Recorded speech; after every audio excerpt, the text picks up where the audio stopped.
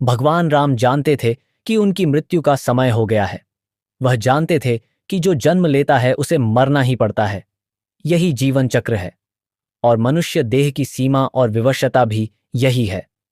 उन्होंने कहा, यम को मुझ तक आने दो, बैकुंठ धाम जाने का समय अब आ गया है। मृत्यु के देवता यम स्वयं अयोध्या में घुसने से डरते थे, क्योंकि उनको राम के परम भक्त और उनके महल के मुख्य प्रहरी हनुमान से भय लगता था। उन्हें पता था कि हनुमान जी के रहते यह सब आसान नहीं। भगवान श्री राम इस बात को अच्छी तरह से समझ गए थे कि उनकी मृत्यु को अंजनी पुत्र कभी स्वीकार नहीं कर पाएंगे, और वो रौद्र रूप में आ गए तो समस्त धरती कांप उठेगी। उन्होंने सृष्टि के रचयिता भगवान ब्रह्मा से इस विषय में बात की और अपने मृत्यु के सत्य से अवगत कराने के लिए राम जी ने अपनी अंगूठी को महल के फर्श के एक छेद में से गिरा दिया और हनुमान से इसे खोज कर लाने के लिए कहा।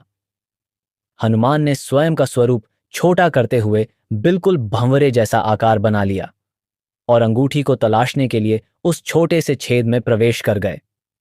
वह छेद केवल छेद नहीं था, बल्कि एक सुरंग का रास्ता था जो पाताल लोक के नागलोक तक जाता था। हनुमान नागों के राजा वासुकी से मिले और अपने आने का कारण बताया। वासुकी हनुमान को नागलोक के मध्य में ले गए, जहां पर ढेर सारी अंगूठियों का ढेर लगा था। वहां पर अंगूठियों का जैसे पहाड़ लगा हुआ था। यहां देखिए, आपको श्री राम की अंगूठी अवश्य ही मिल जाएगी, वासुकी ने कहा। हनुमान जी सोच में पड़ गए कि वो कैसे उसे ढूंढ पाएंगे। यह भूसे में सुई ढूंढने जैसा था, लेकिन उन्हें राम जी की आज्ञा का पालन करना ही था। तो राम जी का नाम लेकर उन्होंने अंगूठी को ढूंढना शुरू किया। सौभाग्य कहें या राम जी का आशीर्वाद या कहें हनुमान जी की भक्ति, उन्होंने जो पहली अंगूठी उठाई वो राम जी की ही अंगूठी थी। उनकी खुशी का ठिकाना न रहा। वो अंगूठी लेकर जाने को हुए, तब उन्हें सामने दिख रही एक और अंगूठी जानी पहचानी सी लगी। पास जाकर देखा तो वे आश्चर्य से भर गए। दूसरी भी अंगूठी जो उन्होंने उठाई वो भी राम जी की ही अंगूठी थी। इसके बाद तो वो एक के बाद एक अंगूठियां उठाते गए और हर अंगूठी श्री राम की ही निकलती रही। उनकी आंखों से अश्रुधारा फूट पड्ढी। वासुकी, यह प्रभु की कैसी माया है, यह क्या हो रहा है? प्रभु क्या चाहते हैं? वासुकी मुस्कुराए और बोले, जिस संसार में हम रहते हैं वो सृष्टि व विनाश के चक्र से गुजरती है, जो निश्चित है, जो अवश्यंभावी है। इस संसार के प्रत्येक सृष्टि चक्र को एक कल्प कहा जाता है।